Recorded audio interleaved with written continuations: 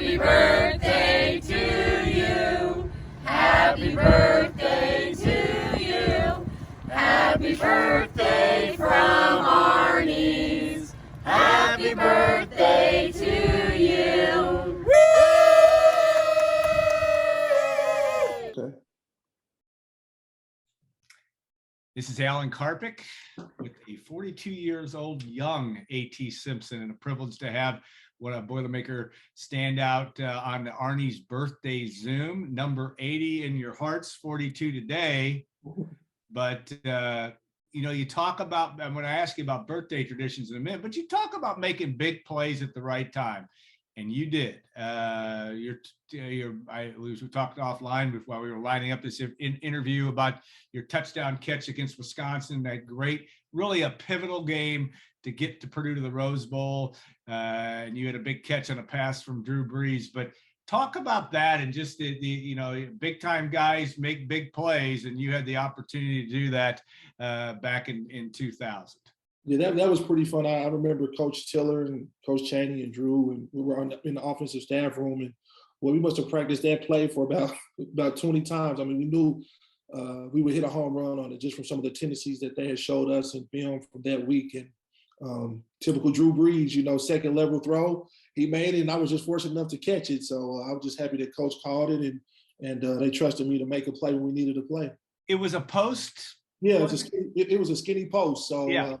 Drew worked off. It was a second level throw, so he worked off he had two deep safeties, and he looked off one safety and came. And I mean, like I said, we practiced in it, and it was there. That was the one thing I remember about Coach Tiller, Coach Chaney, Coach Olsen, Coach Sumlin, Coach Hope. Obviously, being an offensive player, and I know defensive players would say the same thing. We were just always prepared. Yeah. And that shows, right? It's things that I do in my day-to-day life, or youth sports, or watching youth sports, or everything. Just always felt prepared, so that we were always students of the game, and we had some great student athletes. So yeah.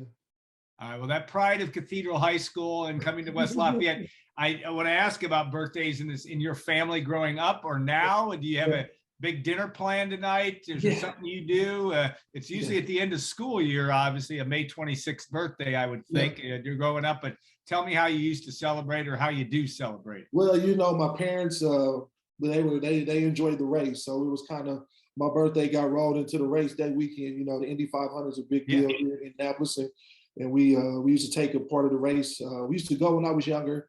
And then as I started to play more sports, it became more challenging just with the traveling of the sports. But that was kind of just a part of the holiday weekend. So we would always have a cookout or something around that, pick some of my favorite food and some of the family's favorite food.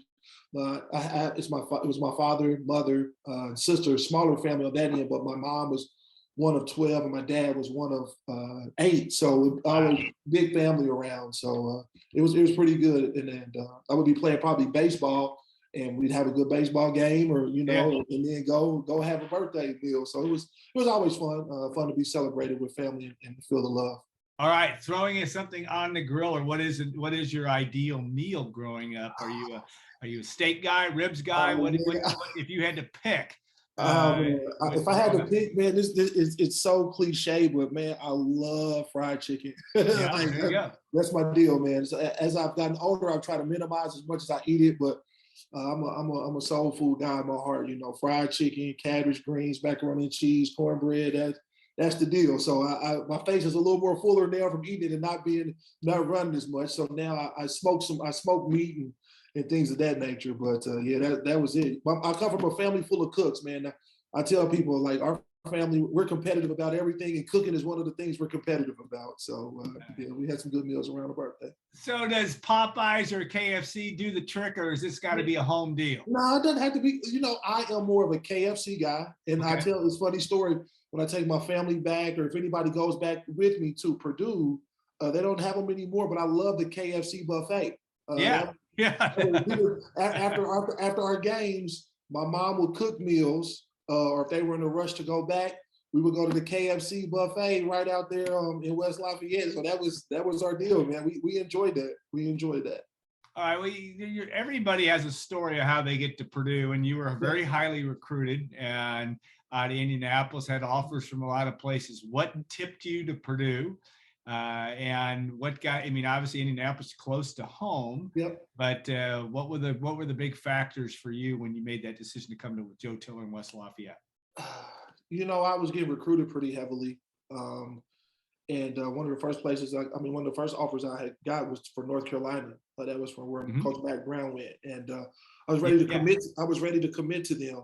And then he ended up taking a job in Texas. And he said, "AT, I want you to come to Texas." And I said, "Well, if I go to Texas, I'll probably never come back home." That was just too big of a jump for me. And I just remember, you know, coming out of Cathedral, just being a student athlete there, and just the rigorous academics at Purdue. I just felt like that was a campus that was built more for me. I wasn't going to college to party. I wanted to have a good time, but I wasn't looking at the party rankings or anything like that. That was when Coach Tiller had just got there. I thought I would have, you know, a pretty successful career. Being a receiver. I mean, how could you not think about being a receiver when Coach Tiller came basketball on grass? And I just had a good relationship. I mean, just I think about Coach Burke recruited me really heavy. That was when he was, you know, he said, "Hey man, you could be like Big Dog, but be in the football." World. You know, it didn't work out from a professional standpoint, but I mean, I just really felt that, like, man, I could see myself being an Indiana person coming and having talks like this. It was just really good for me. Coach Tiller was great. Coach Spack was involved. My high school coach were really involved in it, and I always envisioned myself. One of my dreams was to be in construction. And I knew Purdue was a very good construction school, very good academic school. And I said, you know, I knew I didn't want to go to IU. And no disrespect to IU, I just knew that wasn't a school where I wanted to go initially. But I wanted to be where my parents could see me. So, and that was a big thing, just having a big family where people could come and see me. And I wanted to stay in the Big Ten. And I called Purdue home when I was 18. You know, I picked up the phone. I remember I called Coach Burke. Now, you know, I remind people this was a long time ago. Recruiting wasn't what it was then. No. Now, and I was in the middle of recruiting, and I called Coach Burke and I said, "Hey man, you know, hey coach, I think I'm ready to make a decision, but before I make a decision, I got to ask you a question. Do you still have a scholarship for me?" And he was like, "Yeah, I do." Yeah. So he said, "Yes, we do." So you know, that's when they were, you know, and it's still pretty competitive, but you know, so you got to sign. I didn't know, as I'm older now, I didn't know there was a little trick in their bag to get you to sign. But so I called them and I said, "Hey, I'm ready to do this," and it's been good ever since, man. You know, I was successful student athlete at Cathedral and had some great times winning state football championship and basketball championship, and then you go to Purdue and go to the Rose Bowl and 4 bowl games in 4 years. It's pretty awesome, you know, and when you tell people you went to Purdue now, I'm like, you know, the football is a little different today, and Coach Brown is doing a great job of restoring what we believe we once had. But, you know, I said, man, we were a lot to deal with when I was there. So, yeah. No doubt. And you know what? At 6'4" size, 6'5", I don't know. It's interesting. You look at the media guide, they had you at 6'5" your first year or two, then they put you down to 6'4". So I don't think I'll give you a little tidbit about that. As crazy as it sounds, I like even numbers. I think I'm probably closer to 6'5", and I didn't want to be a 6'6" receiver because Coach Chaney and Coach Tiller would always say, "Well, we have to move you to tight end or offensive." Yeah. 6'6". So that's why I started shrinking towards 6'4", so I could stay a receiver. And those guys loved to move guys around. Yeah, that was their offseason threat to me. I swear I had to make weight, and I thought I didn't know I was like a wrestler trying to make weight. I've always been taller, and I come from a family that is a broader family, and so I got growth spurts later. But boy, I fought weight and not being a tight end and tackle every day of my life up there. So, well, you know, it's funny with Tim Stratton and Chris Randolph. That's a pretty full room at that time, as I recall. A lot of talent in there. You had some talent there in the tight end room. Yeah. All right, you know, your career, you come in and you have peaks and like anybody else, you have challenges. What was your takeaway from your college experience when things didn't always go your way? What did you learn that maybe you use today based on that? Whether it was a bad practice or not getting to play as much at certain situations, how did you internalize that, and how does that make you a better A.T. Simpson at age 42? Yeah, I just think that one thing I did learn from Coach Tiller, he was more of a disciplinarian, right? But I think that he rewarded people who had discipline. And so I just learned a lot about myself, just being able to push myself to the limits. I think that oftentimes, you know, when you come in, it wasn't that I didn't push myself. Coming out of high school, no one knows how to push themselves. You don't know what your body and mind are capable of. And I think about some of the conversations I had when I was there, up to some of the with my teammates, and some of the conversations that I have now with former teammates, and we all shared, generally the same consensus of, man, we just learned so much about ourselves. Yeah. We talk about things like tiller time. It was be 15 minutes early. You come to practice and think. I mean, you come for a meeting. You think you were 15 minutes early, and he'd have the door locked because you were only 15 minutes early. So you just learn those habits and those things, and it's what I call championship habits. I don't think that you go to the ball games and you have the success that he did without those things. And I was able to reach in my pocket. Now, it wasn't fun while I was doing it. I'll admit it. When you're up at 6:30 running and you're young and the wind is swirling around campus and everybody sleep but the 150 people associated with the football off-season conditioning program. But just really learning those things and just learning the battle. I think I always say this, man, we had some great guys in that locker room, just high character guys. I mean, and it showed. It was able to translate from the field, from the classroom to the meeting room to the field. So yeah.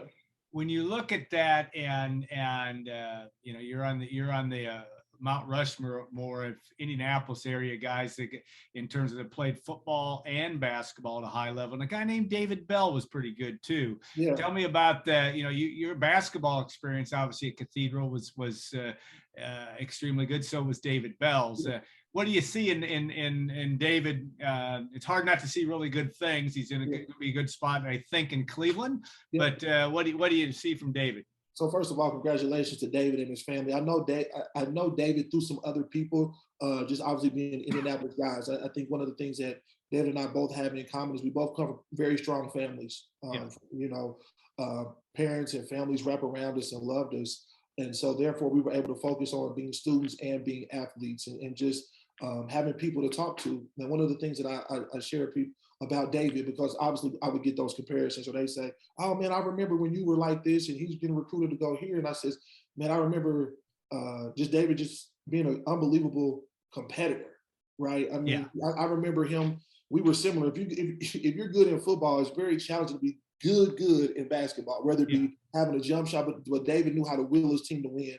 I mean, I remember watching him making their state championship run in basketball. He's guarding the center at 6'4" because he knew how to win, right? And so those are the things that I draw on. Like when you win in the football field and you win in the basketball and you win in the academic in the classroom, you get used to winning and it becomes a habit, right? And so I think that that's one of the things that I've read articles about David through his journey and the draft day scenarios. And I think, man, they're getting a great competitor, right? I mean, it takes a lot. I don't think people really understand. It takes a lot to go be successful. And everybody, when you're 16, I'm going to the NFL, but it's like, man, you got to have a lot of things go your way to be drafted, let alone on the active roster. And I think that, David, he's made plays and he's a number one receiver for the team and just having the trust of the coach. So my thing is, if that's a guy who's a steal of the draft, well, you got a good steal of the draft. So, and he's from the east side of Indianapolis. So he went to Warren Central and I went to Cathedral. And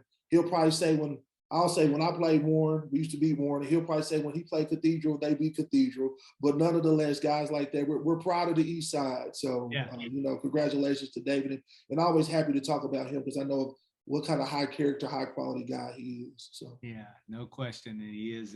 And you guys both, like us lay people can't relate to the fact that you're going to cross the middle of that field and you get your clock cleaned a few times and you get up. David did that and you did that as well. That's never an easy thing. All right, a couple of one memory I always, especially guys that played in the Rose Bowl team. What was your memory of that experience? But really one of my favorite moments just as a observer was when you get the chance to run on the field right before kickoff.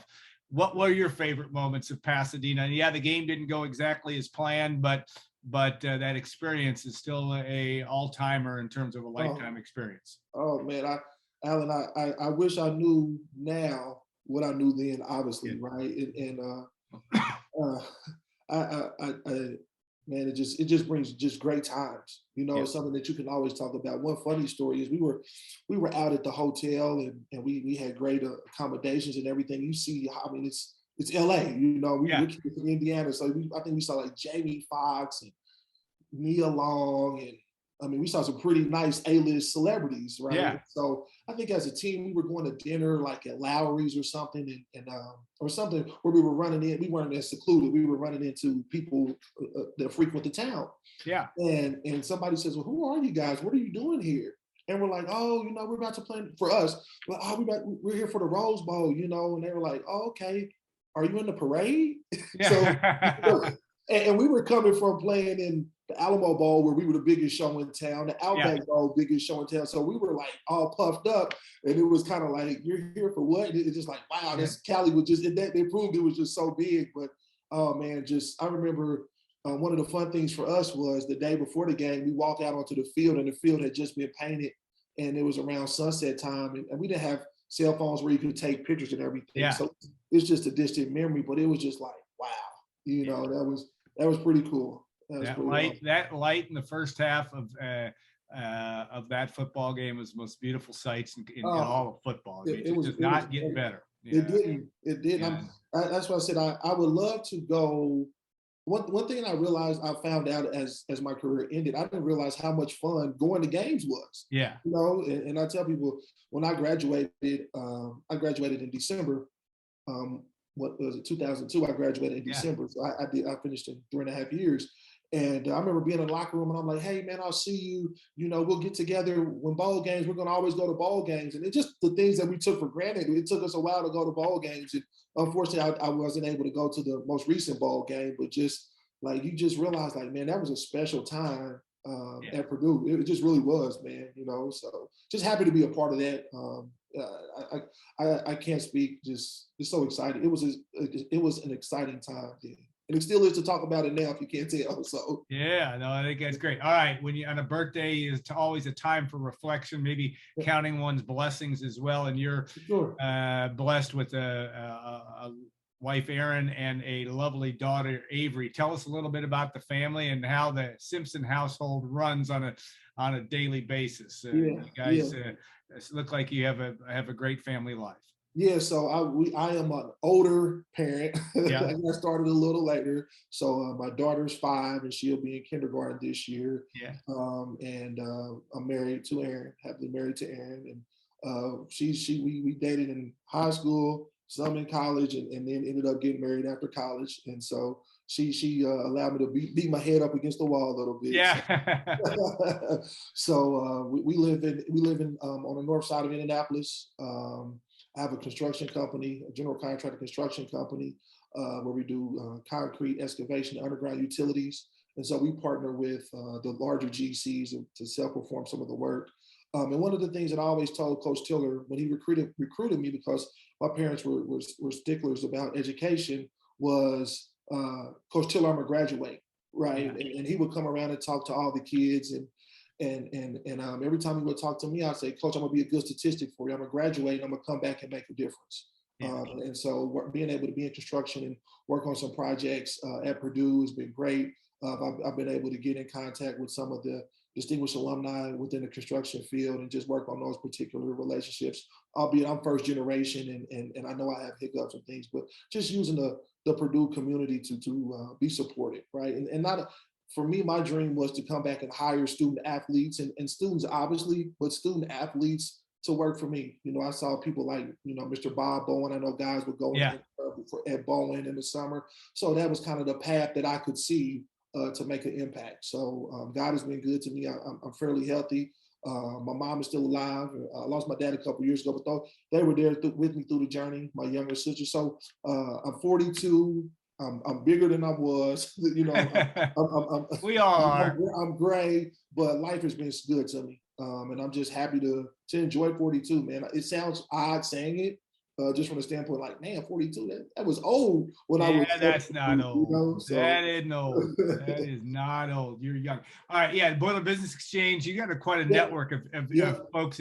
the Pied Piper, Pete Quinn, and others. Yep, for sure. Your teammate Seth Morales. There are a lot of guys in that area that you guys can conduct some business with. That has to be kind of fun to have that relationship among Purdue folks in the city of Indianapolis. For sure. I just played in the Boilermaker Business Exchange golf outing last week, and I text Pete Quinn this morning. Actually, we were going to meet today, and he was busy, and we both were trying to fit it in, and we'll get together. And I talk with Seth often.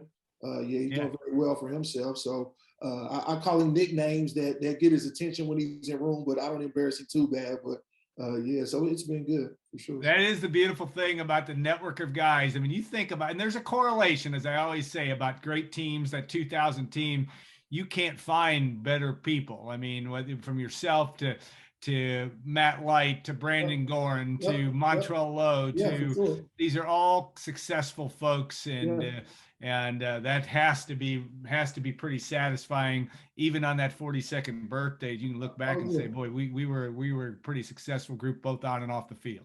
It's ironic you named those guys. I text Montrell. Text with Montrell and Montrell Lowe and Ralph Turner. We just text each other, just say, hey man, I love you, thinking of you. I talked to Brandon Gorin, we call him Choppy, but I talk to him almost daily now. I saw Matt Light at our reunion. It was like, oh man, just a good big bear hug. And there's obviously other guys. Ben Smith is still around here. I saw Pete Lockheed at the Boilermaker Business Exchange, and we were able to have some friends outside of football that are just good people. So it's good. I realize, and Brandon Gorin and I always talk about Roosevelt Coleman's here, Ed is here, but we always talk about, we're like, man, we had a pretty special time. And he always, I took it for granted because my career stopped at Purdue, but he said, man, you'd be surprised that when you're in the NFL locker room, guys know Purdue for just having a good group of guys, and it's not like that everywhere. So I mean, like I said, even that quarterback was a pretty good guy too. I mean, I tell people, quality acting. He was great. They said, well, did you know that Drew was going to have a great career? I said, I really did. I knew Drew would be good, but I don't think that people understood how competitive number 15 was. Like 15 was special. I mean, when he came in the huddle, boy, it was a strong sense of like, we're going to march down the field. We never felt out of the game, no matter what. So, and I think that a lot of people had those kind of. We had a lot of guys who were very good in their own right coming out of high school.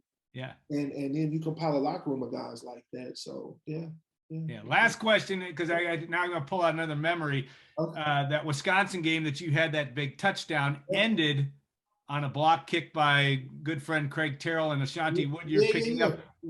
How much did you sprint down the sideline to try to get to the end zone to Ashanti, or where were you when that play came up?